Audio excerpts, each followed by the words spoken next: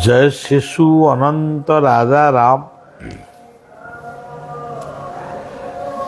जय सत्य सनातन कल्की राम।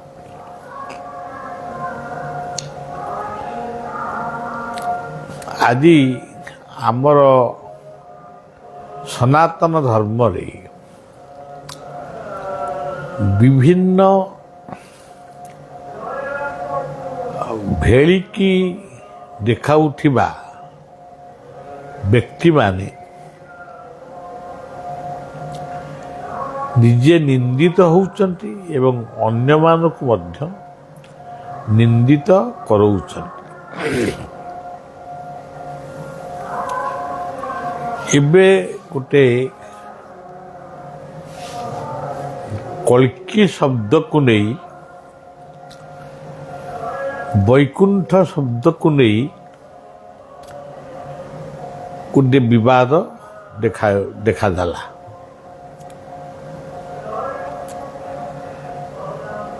पादरे तुलसी चढ़ेवा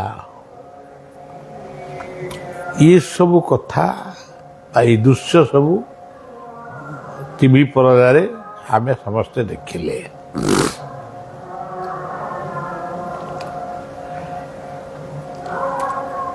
यार अर्थ किछि नाही। जो माने भाबुचंती पादरे तुलसी चढ़ई देले आमे लोकन को बुझेबू जे आम भितर एते शक्ति अछि जे आमे तुलसी को मध्य आमे पादरे चढ़ई पारू। तुलसीर वंदना से माने बोधे जानी ना। गोविंद वल्लभा देवी भक्त चैतन्यकारिणी अपवर्ग पदे सदा विष्णु भक्त प्रदायनी। ये हूँ तुलसींकर वंदना। आउ गोटे वंदनार पदटी अच्छी तुलसी सर्वभूतानां महापातक नाशिनी। तुलसी हूँ गोटे औषध।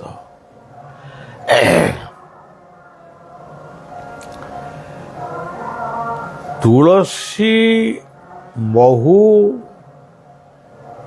जदि गोटे शिशु को सबुबले दिया जाए तो निश्चित भाव में तार शरीर सुस्थ रही।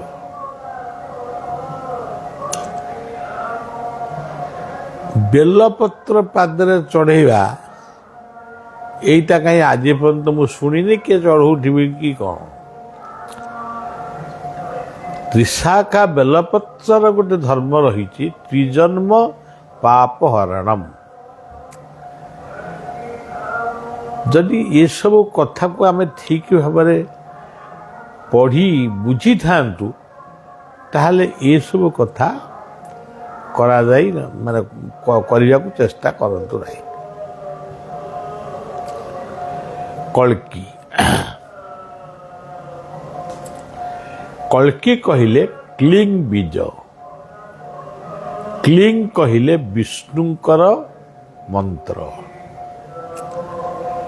ये बीज मंत्र को जी सबुदिन किछि किछि अंशरे जप करिवो जेते थर हो ता भितर थिबा दुईटी शक्ति निश्चित प्रशमित हब।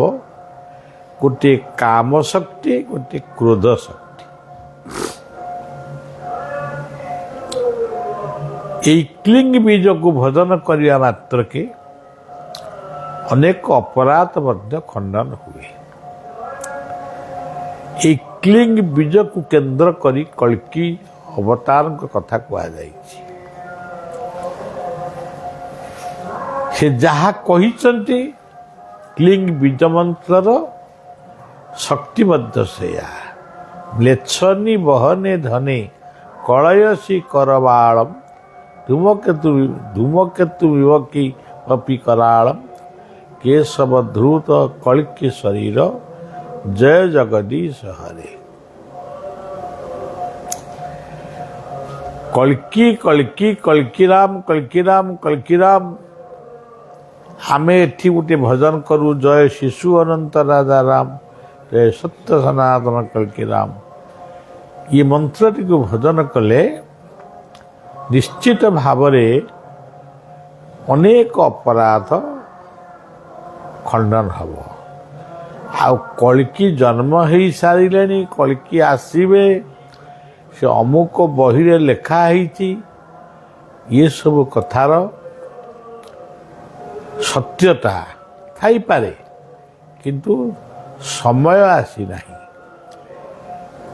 ସେ ସମୟ ଯେତେବେଳେ ଆସିବ ଆମକୁ ମଧ୍ୟ ଜଣାପଡ଼ିବ, ଆମେ ମଧ୍ୟ ଆକର୍ଷିତ ହେବୁ, କାରଣ ଆମେ ତାଙ୍କ ପାଇଁ ସମର୍ପିତ ଲୋକ। ତେଣୁ ଅଯଥାରେ ପ୍ରତିଷ୍ଠାକୁ ତ୍ୟାଗ କରି ପ୍ରତିଷ୍ଠା ହେବାର ଭାବନାକୁ ତ୍ୟାଗ କରି ଆମେ ପ୍ରକୃତରେ ଯେଉଁ ମାର୍ଗରେ ଗଲେ ଆମେ, ଆମ ପରିବାର, ଆମ ସମାଜ ସୁସ୍ଥ ରହିବ, ସେଇ କାମ କରିବା ଉଚିତ। ଭୂମି ତଳୁ ପାଣି ସରି ଯାଉଛି। ଏହା ପାଇଁ ମାଳିକାରେ କ'ଣ ଲେଖା ଅଛି? କେଉଁ ମାଳିକାରେ? ଏଇ ମସିହା ସୁଦ୍ଧା ଭୂମି ତଳୁ ପାଣି ଶେଷ ହେଉଛି। କ'ଣ କଲେ ଆମେ ପୁଣି ପାଣିକି ବଞ୍ଚେଇ ପାରିବା? ଏଥିପାଇଁ କୌଣସି ପ୍ରବଚକମାନେ ମଧ୍ୟ ଏକଥା କହୁନାହାନ୍ତି।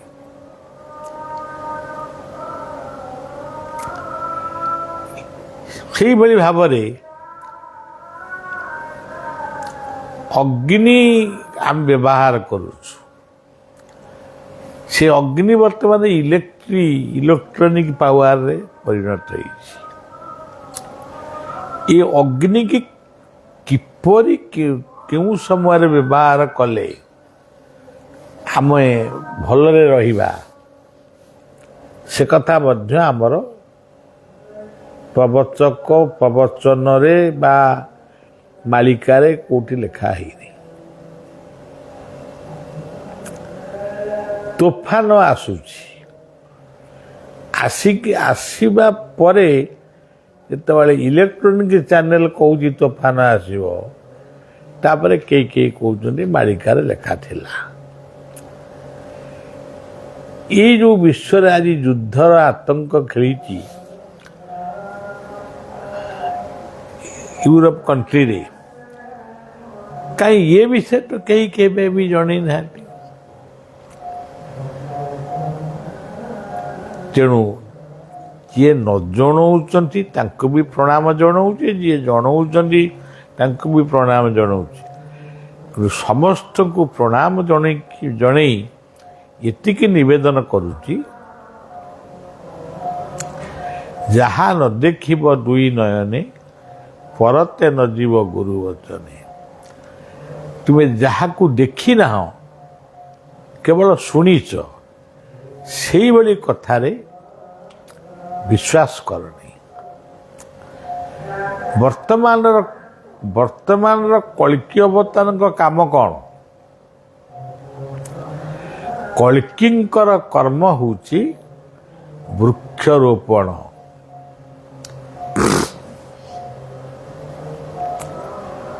ଜଙ୍ଗଲ ସୁରକ୍ଷା, ପଶୁପକ୍ଷୀମାନଙ୍କ ଜୀବନ ରକ୍ଷା, ଏସବୁ ବର୍ତ୍ତମାନ କଳ୍କିଙ୍କର କାମ। ପାଣି, ଜଳର ସଂରକ୍ଷଣ, ଯେତିକି ଦରକାର ସେତିକି ଜଳ ଆମେ ବ୍ୟବହାର କରିବା। କାରଣ ଭାଗବତରେ ଲେଖା ଅଛି, ଜଳ ବିହୁନେ ସୃଷ୍ଟିନାଶ, ଜଳ ବହୁଳେ ସୃଷ୍ଟିନାଶ। କିନ୍ତୁ ବର୍ତ୍ତମାନ ଧୀରେ ଧୀରେ ଜଳ ବିହୁନ ପୃଥିବୀ ହେଇଯାଉଛି। ପାଣି କଳ ମାନଙ୍କରେ ଯଥେଷ୍ଟ ପାଣି ଆସୁନାହିଁ। ଏଥିପାଇଁ ଆଧ୍ୟାତ୍ମିକବାଦୀ ମାନେ ବୈଜ୍ଞାନିକ ମାନେ ସମସ୍ତେ ସଚେତନ ହେବା ଉଚିତ, ସତର୍କ ହେବା ଉଚିତ।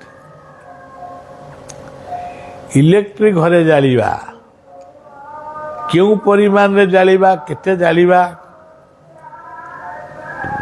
ଆମର କେତେ କ'ଣ କେତେ ଆବଶ୍ୟକ ଏବଂ ଆମେ ତାକୁ ଅନାବଶ୍ୟକ ଭାବରେ କେତେ ବ୍ୟବହାର କରୁଛୁ, ସେଥିପାଇଁ ସଚେତନ ହେବା।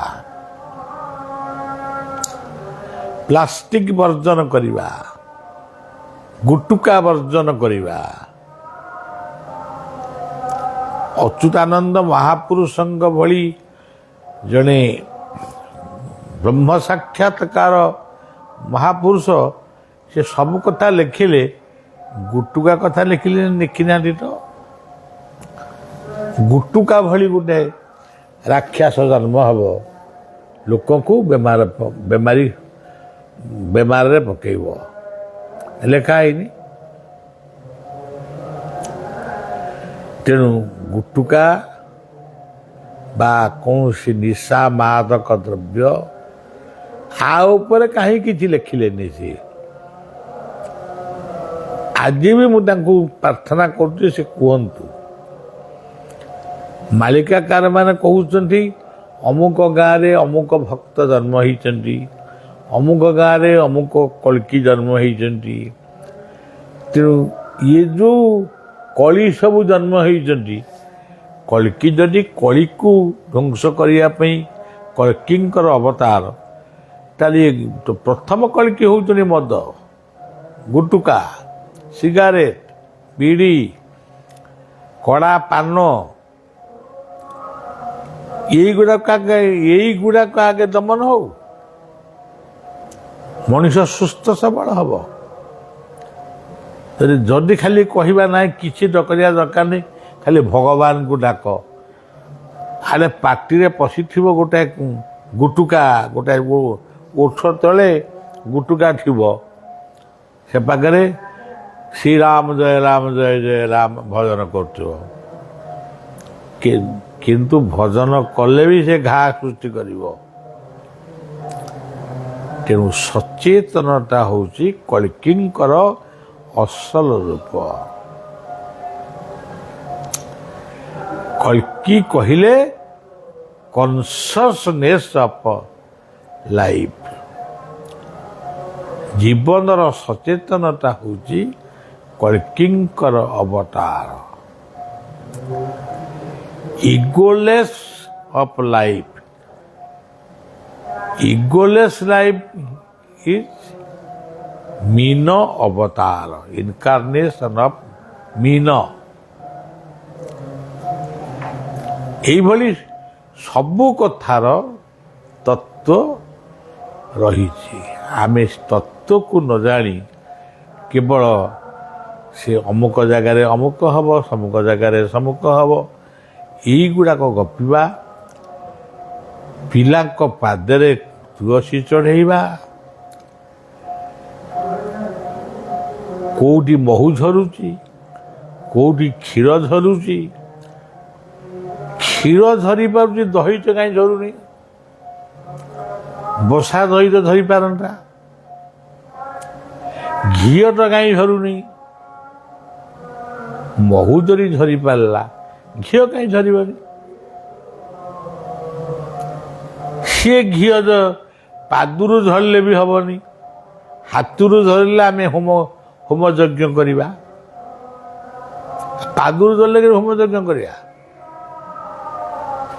ତେଣୁ ଏସବୁ ଅମୂଳକ ଅନ୍ୟାୟ କଥା, ବାହାସ୍ପଟ କଥାରୁ ଦୂରେଇ ଯାଆନ୍ତୁ। ଯାହା କରିବେ ବୁଝି ବିଚାରି ଚିନ୍ତା କରି କରନ୍ତୁ। ତେବେ ଏଠି ବାପା ବୋଉଙ୍କର ଉତ୍ସବ ଚାଲିଥିଲା, ଲୋକ ଜଞ୍ଜାଳ ଆଉ କ୍ଳାନ୍ତି, ସେଥିପାଇଁ ମୁଁ ଦିନେ ଦୁଇ ଦିନ ଆମର ଲାଇଭ୍ କରିପାରିନଥିଲି, ସେଥିପାଇଁ ମୁଁ ଦୁଃଖିତ। କାଲିଠାରୁ କାଲି ଅପରାହ୍ନ ଠାରୁ ବଳିଆ ବାହାରକୁ ଟିକେ ଯିବ। ଯୁଆଡ଼େ ଗଲେ ବି ଲାଇଭ୍ ଚାଲିବ। ସବୁଦିନେ ଆପଣମାନଙ୍କ ପାଇଁ କିଛି କିଛି ବାର୍ତ୍ତା ଦେବି, କିନ୍ତୁ କେତେବେଳେ ଓଡ଼ିଆରେ ଦେବି, କେତେବେଳେ ହିନ୍ଦୀରେ ଦେବି, କେତେବେଳେ ବଙ୍ଗଳାରେ ଦେବି, ଯେତେବେଳେ ଯେଉଁ ପ୍ରକାର ଦରକାର ପଡ଼ିବ ଦେବି।